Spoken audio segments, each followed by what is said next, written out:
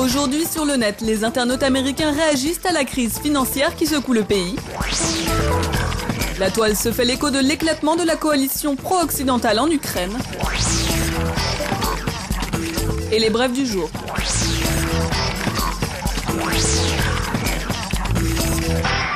Lehman Brothers en faillite, Merrill Lynch avalé par Bank of America et la Réserve fédérale à la rescousse du secteur bancaire.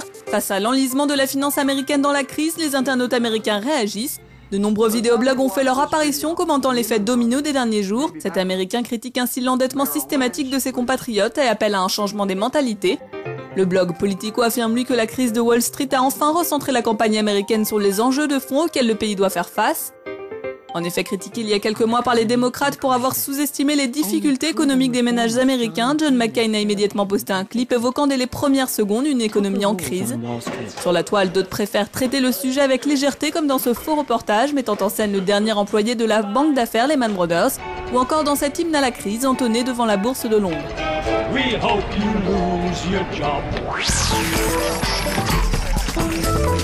C'est officiel, la coalition pro-occidentale au pouvoir en Ukraine a éclaté. Le divorce politique entre le président Viktor Yushchenko et son premier ministre Yulia Tymoshenko est désormais scellé. La blogosphère réagit. Comme le souligne ce reportage en ligne, les conflits permanents entre Yushchenko et Tymoshenko se sont exacerbés lors de la guerre russo-géorgienne en août, après l'adoption par Yulia Tymoshenko d'une position pro-russe. Mais selon cet internaute, les tensions actuelles ne découlent pas de vraies divisions idéologiques. Il s'agit pour lui avant tout d'un choc des personnalités entre des leaders politiques ambitieux et opportunistes.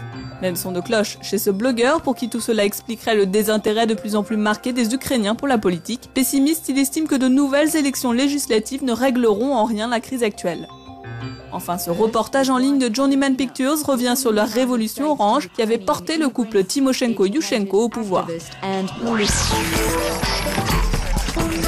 Transformer l'actualité en jeu ludique, voici l'objectif de la plateforme Play the News.